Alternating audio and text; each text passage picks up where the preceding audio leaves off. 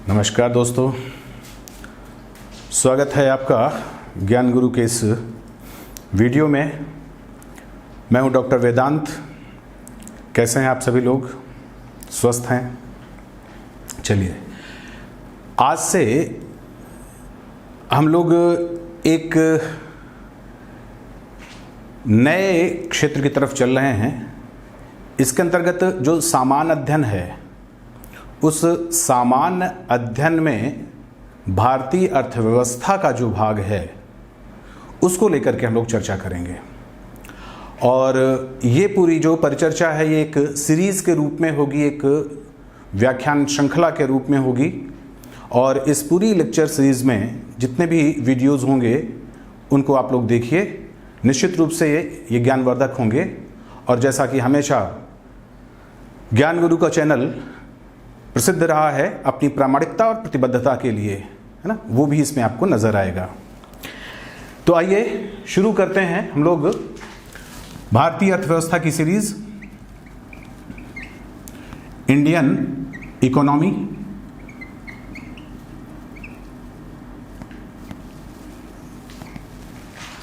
इसमें आपको पता है कि ये जो हिस्सा है सामान्य अध्ययन का, वो सभी डिसिप्लिन के जो छात्र हैं, है ना, चाहे वो आर्ट्स के हों, साइंस के हों, टेक्निकल हों, कैसे भी छात्र, सभी के लिए ये थोड़ा सा मुश्किल होता है। इसका कारण क्या है? उसका कारण ये है इसमें आने वाली शब्दावलियां, टर्मिनोलॉजी, है ना, उसी कारण से इंडियन इकोनॉमी को थोड़ा पढ़ना मुश्किल होता है। दूसरी बात ये ध्यान रखनी है आपको कि इसका जो भी प्रोपोर्शन है सामान्य अध्ययन में, वो एक अलग विषय है।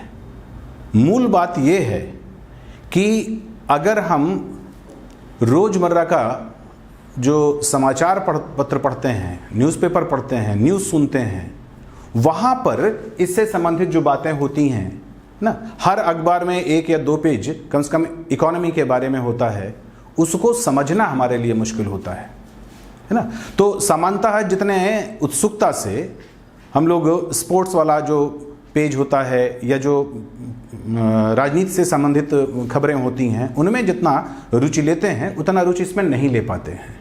ठीक है, तो निश्चित रूप से हम कोशिश ये करेंगे कि आप जब तक ये पूरी लेक्चर सीरीज खत्म हो, आप निश्चित रूप से अखबार को पढ़ने में, उससे संबंधित पर चर्चा करने में या उसको कम से कम समझने में आप निश्चित रूप से कामयाब होंगे। और जो परीक्षा का मुद्दा है वो तो अपने आप में सफल होगा ही। तो भारतीय अर्थव्यवस्था में आपको ये जानना है कि इसके अंदर हम लोग क्या क्या बातें पढ़ेंगे, है ना। तो यहाँ पर जो हम शुरुआत करेंगे वो सामान्यतः राष्ट्रीय आय से करेंगे, लेकिन उसके बाद भारतीय अर्थव्यवस्था का क्या स्वरूप है, उसकी क्या पृष्ठभूमि रही है, किस तरह से प्लान्ड इकोनॉमी के रूप में इसको आगे बढ़ाया जाता है। फिर जो बैंकिंग सिस्टम है, जैसे तमाम प्रकार की दरें उसमें प्रचलित होती हैं, रिवर्स रेपो रेट, है ना, इस तरह की जो चीज़ें हैं। इसके अलावा तमाम प्रकार के जो आरबीआई के व्यवहार हैं, जो राजकोषीय नीतियां हैं, बजट है, बजट से संबंधित जो टर्मिनोलॉजी है, जीएसटी है ना। और सबसे इंपॉर्टेंट चीज़ जिस पर लगभग सभी लोगों की रुचि होती है वो है स्टॉक एक्सचेंज, यानी जो कैपिटल मार्केट है। तो मुद्रा मार्केट, कैपिटल मार्केट, इसमें क्या अंतर होता है, इस तरह की जो बातें हैं उनको हम लोग देखेंगे इसमें। और लगभग सारे ही जो क्षेत्र हैं इकोनॉमी में जो आपके लिए रिलेवेंट हैं उन्हें कवर करने की कोशिश करेंगे, है ना। तो भारतीय अर्थव्यवस्था में सबसे पहले जो शुरुआत की जाती है वो है राष्ट्रीय आय। ये चीज़ हमने क्यों कही? इसलिए कि राष्ट्रीय आय को लेकर के 2 महत्वपूर्ण बातें हैं। एक बात तो ये है कि जब कभी भी हम लोग इस तरह की बात सुनते हैं तो इसको लेकर के, इसकी गणना को लेकर के, इसके शब्दावलियों को लेकर के परेशान हो जाते हैं और लगता है कि वास्तव में इतने तरह तरह के जो आय के प्रकार बताए जाते हैं या इतने तरह तरह से इसकी जो गणना की जाती है, क्या है सही, है ना। तो एक चीज़ ये है। दूसरी बात, हमेशा आप ये ध्यान रखना है आपको कि जितनी चीज़ें हम आपको बताएंगे वो बहुत अपडेटेड होंगी, है ना, क्योंकि सामान्यतः लोग पढ़ते समय जो मैगजीन का या बहुत संक्षेप में पढ़ने के लिए किसी पत्रिकाओं का सहारा ले लेते हैं, तो उससे जो उनकी जो कह सकते हैं जो कंसेप्चुअल क्लियरिटी है ना, अवधारणात्मक जो समझ है वो विकसित नहीं हो पाती। और कुछ ऐसा ही राष्ट्रीय आय के संदर्भ में है ना। जैसे ये तथ्य कि आज से नहीं बल्कि 2015 से ही राष्ट्रीय आय की गणना वो जीवीए के आधार पर की जाने लगी है ना, ग्रॉस वैल्यू एडेड के आधार पर की जाने लगी है। और निश्चित रूप से इस प्रकार की जो विधि है वो पहले जो हमारे टैक्सेशन की व्यवस्था थी, है ना, वैट वैल्यू एडेड टैक्स, उसी तरह से अब जीएसटी, है ना, इसके साथ वो सुमेलित है, इसके साथ वो मैच करती है। लेकिन अभी भी लोग वो जो साधारण लागत पर आय निकालने की चर्चा करते हैं, या जो तमाम प्रकार की जो पहले के शुद्ध और ग्रॉस, इस तरह की तमाम प्रकार की चर्चा करते हैं, हम लोग भी आपको बता देंगे। लेकिन अब आपको मालूम होना चाहिए कि राष्ट्रीय आय बहुत ही सरल हो चुकी है, बहुत ही सहज हो चुकी है, क्योंकि ये जीवीए पर आधारित है, ठीक है ना। और ये जो निर्देश हैं ये 2015 से, है ना, CSO जो आपका केंद्रीय सांख्यिकी संगठन है, जो अब ऑफिस कहलाने लगा है ना, उसके आधार पर ये कैलकुलेशन किया जाता है। तो आइए हम लोग देखते हैं कि राष्ट्रीय आय क्या। तो सामान्य शब्दों में अगर हम लोग इसको समझें तो हम लोग ये कह सकते हैं कि जो राष्ट्रीय आय है ना, ये एक निश्चित समयावधि यानी एक निश्चित पीरियड में ना जितनी भी वस्तुएं और सेवाएं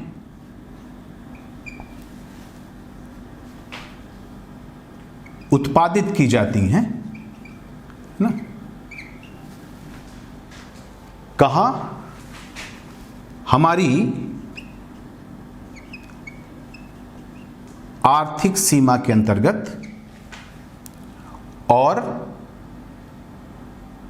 किसके माध्यम से,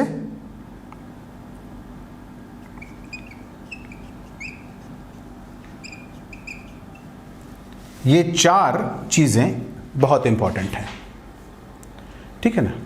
तो इन पर हम लोग पहले बात करें ताकि आपको एक सामान्य चीज समझ में आ जाए। इनमें दो बातें बहुत सरल हैं, है ना, और दो बातों को समझने में थोड़ी सी आपको जो अपना चित्त है वो एकाग्र करना पड़ेगा। समयावधि हमेशा एक फाइनेंशियल ईयर होता है ना। कोई भी जो किसी भी अर्थव्यवस्था की जब राष्ट्रीय आय निकालते हैं तो ये किस में निकालते हैं, एक फाइनेंशियल ईयर में, यानी एक वित्तीय वर्ष में, ठीक है ना। वित्तीय वर्ष का मतलब हुआ 1 अप्रैल से अगले साल के 31 मार्च के बीच। तो 1 अप्रैल से किसी भी वर्ष के 1 अप्रैल से शुरू होने वाला जो फाइनेंशियल ईयर है वो अगले वर्ष के 31 मार्च तक चलता है। इसे कहते हैं एक वित्तीय वर्ष में।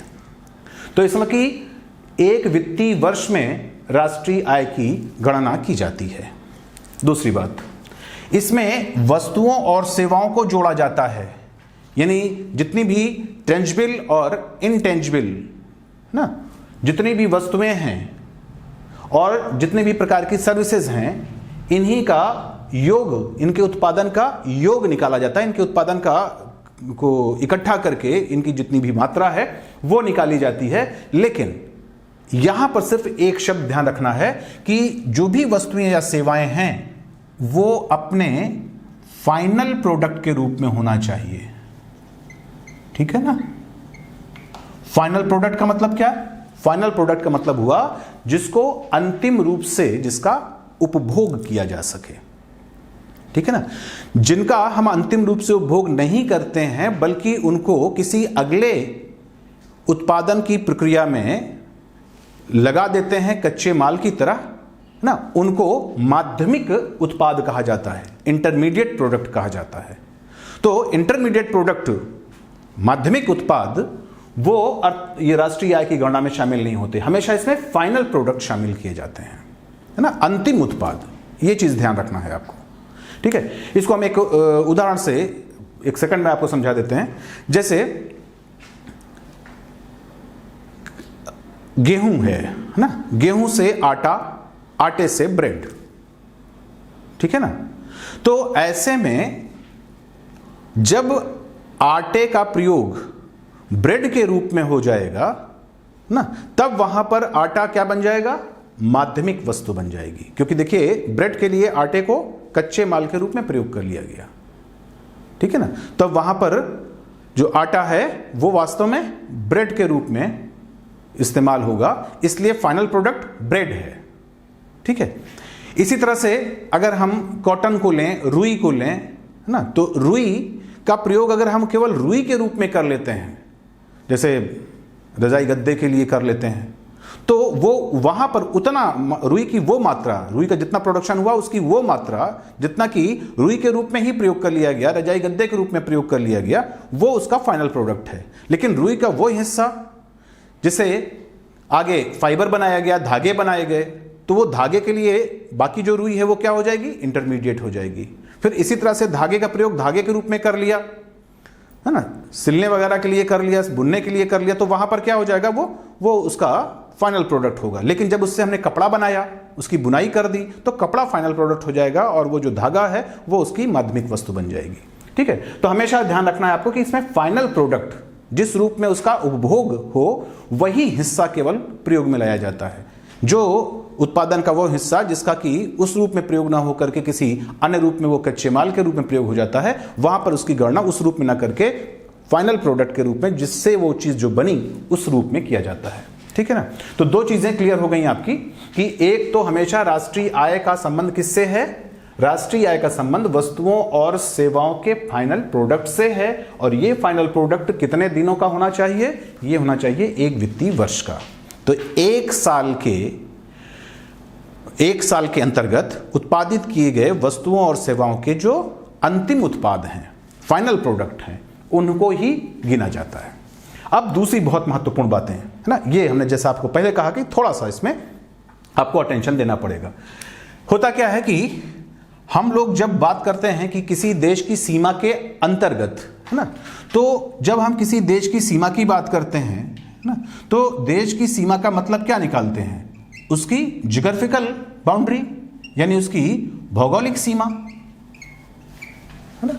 जैसे आप भूगोल में पढ़ते हैं कि भारत की सीमा क्या है, तो वो उसकी भौगोलिक सीमा है, ठीक है ना। लेकिन भौगोलिक सीमा का संबंध इकोनॉमी में नहीं है। इकोनॉमी में हमेशा उसकी आर्थिक सीमा देखी जाती है, उसकी इकोनॉमिक बाउंड्री देखी जाती है। और इकोनॉमिक बाउंड्री का मतलब है कि वो जो देश की भौगोलिक सीमा है, जरूरी नहीं है कि इकोनॉमिक बाउंड्री इतनी हो, बल्कि इससे ज्यादा भी हो सकती है, या फिर किसी कैलकुलेशन के अंतर्गत इससे छोटी हो सकती है। यह बात आपको समझनी है। होता क्या है कि कोई भी देश है, जैसे भारत, तो भारत की भौगोलिक सीमा के अंतर्गत, भारत के जो क्षेत्र है इसके अंतर्गत आप जानते हैं कि बहुत से विदेशी दूतावास हैं, है ना, अंतरराष्ट्रीय संगठनों के, है ना, वो मुख्यालय हो सकते हैं, तो वो भी तो आखिर यहीं पर अवस्थित हैं। लेकिन वो वास्तव में टेरिटोरियल इनक्लेव कहलाते हैं, है ना। वो एक प्रकार से है हमारे देश में, लेकिन आप जैसा कि जानते होंगे कि वहां पर हमारे देश से संबंधित जो कानून है, हमारे देश से संबंधित जो नियम हैं, वो वहां पर लागू नहीं होते। तो इस तरह की चीजों को एक्स्ट्रा टेरिटोरियल, या फिर जैसे हमने कहा टेरिटोरियल इनक्लेव होते हैं। तो जैसे मान लेते हैं कि पाकिस्तान में, चीन में, अमेरिका में, वहां हमारे दूतावास हैं ना, तो जो हमारे दूतावास होंगे वो वहां की यद्यपि भौगोलिक सीमा में हैं, ठीक है, लेकिन वो आर्थिक सीमा के अंतर्गत नहीं आएंगे। इसी तरह से हमारे भौगोलिक सीमा के अंतर्गत अमेरिका, पाकिस्तान या चीन के दूतावास हैं, लेकिन वो वास्तव में हमारी आर्थिक सीमा के अंतर्गत नहीं आएंगे, ठीक है। लेकिन जो दूतावास हमारे विदेशों में हैं वो हमारी आर्थिक सीमा में आ जाएंगे, ठीक है ना। तो ये हमेशा आपको ध्यान रखना है कि आर्थिक सीमा और भौगोलिक सीमा में अंतर है। तो ये जो फाइनल प्रोडक्ट की हमने बात की, है ना, ये फाइनल प्रोडक्ट वास्तव में किस सीमा के अंतर्गत होना चाहिए, आर्थिक सीमा के अंतर्गत, है ना, भौगोलिक सीमा के अंतर्गत नहीं, आर्थिक सीमा के अंतर्गत, ठीक है। जबकि जनरली इसको जो लेमैन की तरह समझने में लोग ये मान लेते हैं कि देश की सीमा के अंतर्गत एक साल में वस्तुओं और सेवाओं का अंतिम उत्पाद, ये लाइन बोल देते हैं ना, लेकिन वहां पर जो देश की सीमा है, वो सीमा जो शब्द है, बाउंड्री है, वो क्लियर नहीं होती, वो वास्तव में भौगोलिक नहीं बल्कि वो आर्थिक होती है। अब किसके द्वारा, यहां पर भी दो चीजें दिमाग में रखनी है आपको। एक चीज तो यह दिमाग में रखना है कि बहुत सी विदेशी कंपनियां या विदेशी लोग हमारे यहां एम्प्लॉयड हैं और हमारे यहां के लोग बाहर एम्प्लॉयड हैं, है ना ऐसा। तो यहां पर आपको यह ध्यान रखना है कि जब हम लोग बात करते हैं कि किसके द्वारा, तो यहां पर भी दो दृष्टियां होती हैं। एक दृष्टि ये कि हमारे देश के अंदर वो चाहे हमारे नागरिक हों चाहे वो विदेशी हों, है ना, और या फिर दूसरा एंगल ये हो सकता है कि केवल भारतीयों के द्वारा, वो भारतीय चाहे हमारे देश में हो, अपने देश में हो या फिर किसी विदेश में हो, है ना। ये दो एंगल हैं, इन दोनों एंगल का प्रयोग अलग अलग चीजों के लिए किया जाता है। तो ये ध्यान रखना है आपको कि किसके द्वारा। हम इसको एक लाइन में ऐसा नहीं बोल सकते कि सभी भारतीयों के द्वारा भारत के अंतर्गत एक साल में जितने भी वस्तुओं और सेवाओं का अंतिम उत्पाद है वो राष्ट्रीय है, ऐसा नहीं बोल सकते, है ना। तो एक, क्योंकि इस बोलने में चार चीजें आई, है ना। एक तो समय की अवधि आई, टाइम पीरियड आया, वो तो एक साल सही है। दूसरा क्या आया, दूसरा ये आया कि उसमें किस तरह की वस्तुओं और सेवाओं का अंतिम उत्पाद, जो हम आपको बता चुके हैं, ये भी सही है। लेकिन जब हमने कहा देश की सीमा के अंतर्गत भारतीयों के द्वारा या देश के ही लोगों के द्वारा, तो वहां पर गड़बड़ हो रहा है। वहां पर गड़बड़ क्या हो रहा है, वहां पर यह गड़बड़ हो रहा है कि किसी दृष्टिकोण से वो सही है और दूसरे दृष्टिकोण से वो चीज सही नहीं है, ठीक है। अब यहां पर ही आपको देखना है कि आखिर हम जो ये बात कर रहे हैं कि भारतीय चाहे वो देश में हो चाहे बाहर हो, या फिर भारत के क्षेत्र के अंतर्गत रहने वाले लोग चाहे वो विदेशी हो चाहे देशी हो, इन दोनों दृष्टिकोणों में क्या अलगाव है। इसी अलगाव को हम लोग नॉर्मली जब बात करते हैं घरेलू उत्पाद और राष्ट्रीय उत्पाद, इसके संदर्भ में इसका प्रयोग होता है, ठीक है ना। अभी हम आपको कोई शब्दावली नहीं दे रहे हैं, जीडीपी, जीएनपी, इस टाइप की बातें नहीं कर रहे हैं। अभी आपको क्या कर रहे हैं, डोमेस्टिक प्रोडक्ट या फिर नेशनल प्रोडक्ट। जब हम लोग बात करते हैं डोमेस्टिक प्रोडक्ट की, वो चाहे किसी तरह से हो, वो ग्रॉस है, नेट है, क्या है, अभी हम लोग उस चर्चा पर ही नहीं जाते। अभी हम सिर्फ इतना ध्यान रखते हैं घरेलू प्रोडक्ट या नेशनल प्रोडक्ट। जब हम घरेलू प्रोडक्ट की बात करते हैं, डोमेस्टिक प्रोडक्ट की बात करते हैं, तो यहां पर आपको ध्यान रखना है कि यहां पर जो हमारे नागरिक हैं, है ना, यानी जो देशी हैं और विदेशी हैं, इन दोनों को शामिल किया जाएगा। इन दोनों के द्वारा उत्पादन किए हुए उत्पादों को, इन दोनों के द्वारा प्रोड्यूस प्रोडक्ट को शामिल किया जाएगा, ठीक है ना। ऐसा नहीं होगा कि घरेलू प्रोडक्ट में हम सिर्फ जो हमारे लोग हैं, भारतीय हैं, सिर्फ उनको ही ले लें, है ना। जो विदेशी कंपनियां हैं उनके प्रोडक्ट, जो विदेशी लोग यहां पर काम कर रहे हैं ना, उनके द्वारा जो प्रोडक्शन में भूमिका निभाई जा रही है, उनका जो हमारे देश के उत्पादन में जो योगदान है, उन सबको कैलकुलेट किया जाएगा, ठीक है। लेकिन जब हम लोग नेशनल प्रोडक्ट की बात करेंगे, तब यहां पर आपको एक चीज ध्यान रखनी पड़ेगी, और वो आपको ध्यान रखना पड़ेगा कि इसमें सिर्फ हमारे ही नागरिक, है ना, हमारे ही जो लोग हैं, सिर्फ यही शामिल होंगे। ये भले देश के अंदर हों या फिर विदेशों में हों, इससे कोई फर्क नहीं पड़ता है, ठीक है ना। तो कोई भी भारतीय अगर कहीं बाहर काम कर रहा है, तो वो जो अपनी आय का हिस्सा यहां पर भेजता है, वो भी इसमें शामिल हो जाएगा। या फिर जो विदेशी लोग यहां काम करते हैं और वो अपनी आय का हिस्सा अपने देश में भेजते हैं, वो हिस्सा यहां पर कम कर दिया जाएगा, ठीक है ना। तो विदेशी कंपनियों के लाभांश, विदेशी लोगों के यहां पर जो लोग डिप्लॉयड हैं और यहां पर जो काम कर रहे हैं, उनका जो यहां पर नियोजित हैं, रोजगार कर रहे हैं, इनके माध्यम से जो इनकम अपने देश में भेजी जाती है, अपने घरों में भेजी जाती है, ठीक है ना, वो सब माइनस कर दी जाएगी। और हमारे लोग, है ना, भारत के लोग जो विदेशों में काम कर रहे हैं, मान लिया अमेरिका में काम कर रहे हैं, गल्फ कंट्रीज में काम कर रहे हैं, यूरोप में काम कर रहे हैं, या फिर साउथ ईस्ट एशिया में काम कर रहे हैं, वहां से जो लोग वो अपनी इनकम, ध्यान रखिएगा उत्पादन की बात नहीं कर रहे हैं हम, वहां से जो अपनी इनकम का हिस्सा भेजेंगे वो इसमें शामिल कर लिया जाएगा। और जो यहाँ के यहां पर रहने वाले विदेशी अपनी इनकम भेजे जाएंगे, उनको वास्तव में उससे घटा दिया जाएगा और इसका जो अंतराल निकलेगा उसको राष्ट्रीय आय के साथ शामिल किया जाएगा। ठीक है, तो यहां पर ध्यान रखना है कि देशी और विदेशी कोई भी नागरिक है, उसका उत्पादन में जितना भी योगदान है वो सब शामिल करेंगे हम डोमेस्टिक प्रोडक्ट में या घरेलू उत्पाद में, जबकि राष्ट्रीय उत्पाद में हम सिर्फ अपने नागरिकों की भूमिका को लेंगे। और अपने नागरिकों की भूमिका का मतलब हुआ चाहे वो देश के अंदर हो चाहे वो विदेश में हो, और जो यहां पर लोग काम कर रहे हैं विदेश के, उनकी आय को घटाएंगे और जो बाहर से लोग हमारे यहाँ अपने घरों में आय भेजते हैं उसको इसमें जोड़ेंगे। ठीक है ना, तो इस तरह से आपको ये दो शब्दावलियां अब बाहर आ गई। यहां पर एक चीज और ध्यान में आ रही है, वो आपको क्लियर कर दें कि यहां पर आप ध्यान रखना है आपको कि अगर कोई नागरिक यहां पर है और वो अगर 1 साल से कम के लिए बाहर जा रहा है तो उसको यहीं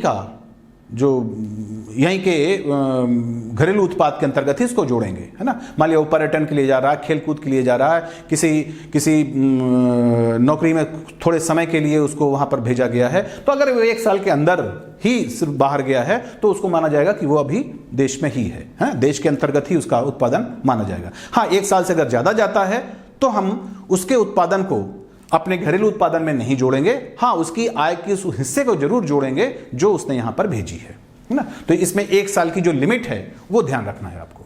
अब हमारे पास 2 शब्दावलियां आ गई सामने, वो ये आ गई घरेलू उत्पाद और राष्ट्रीय उत्पाद, ना, डोमेस्टिक प्रोडक्ट और नेशनल प्रोडक्ट। ठीक है ना। अब इसी के संदर्भ में 2 शब्दावली प्रयोग हो जाती है। वो एक शब्दावली इसमें आ जाती है सकल। ठीक है ना, क्या बन गया? सकल घरेलू उत्पाद। इसी को कहा जाता है जीडीपी। ठीक है, ग्रॉस डोमेस्टिक प्रोडक्ट। अब जब सकल राष्ट्रीय उत्पाद कहेंगे तो स्वाभाविक है ये शब्द क्या बन जाएगा? GNP, gross national product. सरल हो गया अब ये। ठीक है ना। तो सकल घरेलू उत्पाद यानी जीडीपी, तो जीडीपी में क्या शामिल है? जीडीपी में शामिल है हमारे देश की यानी हमारे आर्थिक सीमा के अंतर्गत रहने वाले जो लोग हैं उनके द्वारा किया गया उत्पादन या सेवाओं का उत्पादन अंतिम रूप से, या फिर जो विदेशी कंपनियां हैं, विदेशी लोग हैं, उनका जो उत्पादन है वो सब इसमें शामिल कर लेंगे। लेकिन जब हम ग्रॉस नेशनल प्रोडक्ट की बात करेंगे तो वहां पर आपको यह ध्यान रखना होगा कि जो इनकम बाहर रहने वाले भारतीय यहां भेजते हैं और जो लोग विदेशी यहां रहते हैं और अपनी इनकम का कुछ हिस्सा बाहर भेजते हैं, उनके बीच का जो अंतर है ना, वो निकाल करके उसमें जब हम जोड़ देंगे जीडीपी में तो वो क्या बन जाएगी? जीएनपी बन जाएगी। ठीक है ना।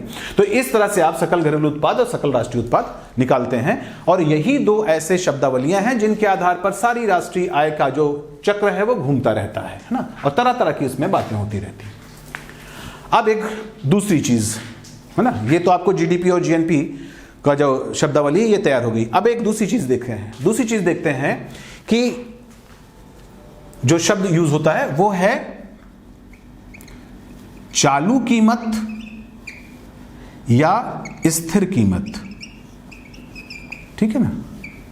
इसका मतलब क्या हुआ? इसका मतलब यह हो गया कि जब हम उत्पादन का मूल्यांकन करने चलते हैं तो वहां पर यह देखना होता है कि वो उसमें मूल्य कौन सा लगाएं हम, जो इस वक्त चल रहा है, इस प्रेजेंट करंट जो आपका फाइनेंशियल ईयर है, इस वक्त जो उसकी कीमत है उसके आधार पर मूल्यांकन करें, है ना। जैसे मान लेते हैं कि कोई कार है ना, वो आज 6 लाख रुपए की है और हम 100 कार बना रहे हैं, तो उसमें हम 100 कार है ना, इनको हम 6 लाख रुपए से डिवाइड मल्टीपल कर दें, ये हमारा क्या हो जाएगा? चालू कीमत।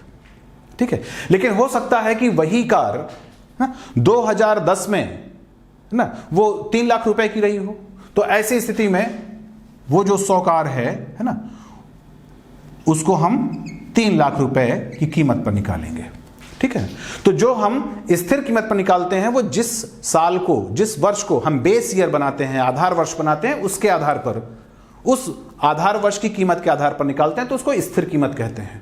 और जब इस साल की कीमत पर निकालते हैं, जो जिस साल प्रोडक्शन हो रहा है उस साल की कीमत पर निकालते हैं तो उसे हम चालू कीमत कहते हैं। यानी एक में जो कीमत है वो आपकी चालू इसी साल की रहेगी, करंट ईयर की रहेगी, और एक में कीमत उस साल की रहेगी जिसको हमने बेस ईयर माना है, आधार वर्ष माना है ना। जैसे कि जो CSO है, जो इसकी गणना करता है ना, केंद्रीय सांख्यिकी संगठन, जिसको हमने कहा कि अब ऑफिस हो गया है, तो ये जो CSO है ना, इसके द्वारा आधार वर्ष माना गया है 2010-11। ठीक है, तो जब हम कहेंगे स्थिर मूल्य पर, तो इसका मतलब हुआ कि उन उत्पादों और सेवाओं की कीमत जो 2010-11 में थी उसके साथ उसके गुणा करेंगे, उसका गुणांक निकालेंगे। ठीक है, और जब हम कहें करंट ईयर, तो फिर जो इस वर्ष है, जो आपका प्रेजेंट करंट फाइनेंशियल ईयर है ना, इसमें निकालेंगे, है ना।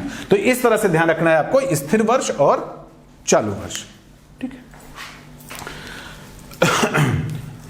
इनको दोनों चीजों में यूज कर सकते हैं आप ना, स्थिर वर्ष में GDP, चालू वर्ष में GDP, स्थिर वर्ष में GNP, चालू वर्ष में GNP, है ना, चालू कीमतों पर।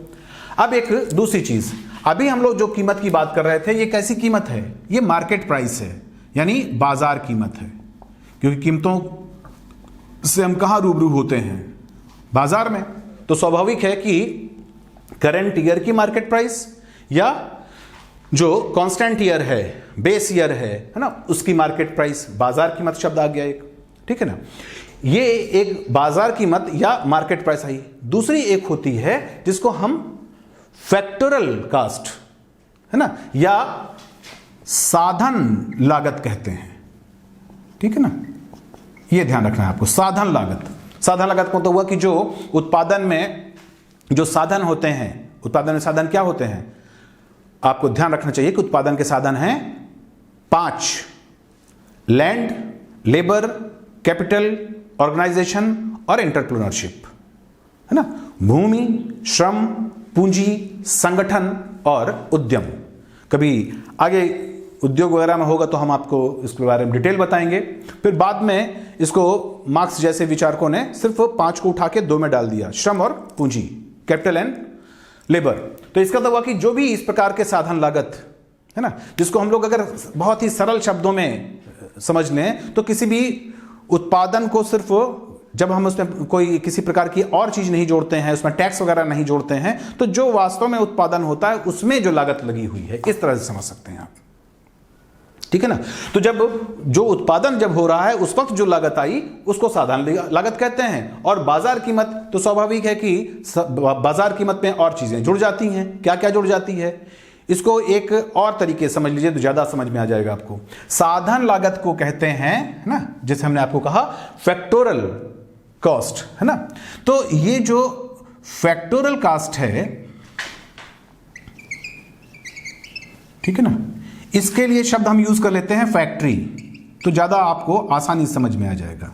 फैक्ट्री मतलब फैक्ट्री में किसी चीज को उत्पादित करने में जो पैसा लगा, उसमें फैक्ट्री के डोर पर जो कीमत है ना, फैक्ट्री के डोर पर यानी फैक्ट्री के अंदर ही जो किसी वस्तु, किसी उत्पाद की जो कीमत है, उसको हम फैक्टोरल कॉस्ट पर या उसको फैक्टोरल कॉस्ट कह देंगे हम, है ना, साधारण लागत कह देंगे। ठीक है, अब जो ये फैक्ट्री पर की कॉस्ट है, इसमें जब हम तमाम चीजें जोड़ेंगे, अब क्या जोड़ेंगे? अब स्वाभाविक है कि उसके बाद जब वो बाहर निकल करके मार्केट में आता है और हम तक पहुंचता है, तो आप देखते रहते हैं ना, इंक्लूडिंग ऑल टैक्सेस, है ना, उसके आधार पर MRP रखता है। इसका मतलब उसमें उत्पादन से संबंधित या जो भी और तमाम प्रकार के टैक्सेस हैं वो जुड़ गए, है ना।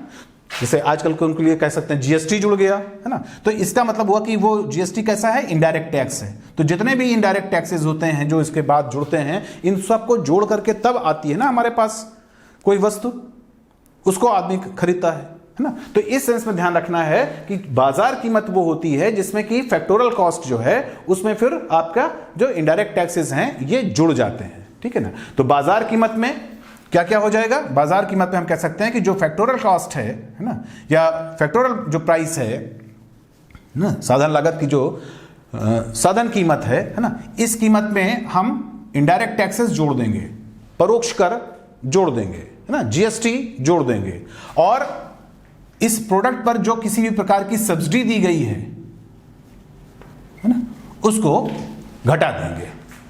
ठीक है ना, तो ऐसी स्थिति में यह चीज क्या बन जाती है? बाजार कीमत।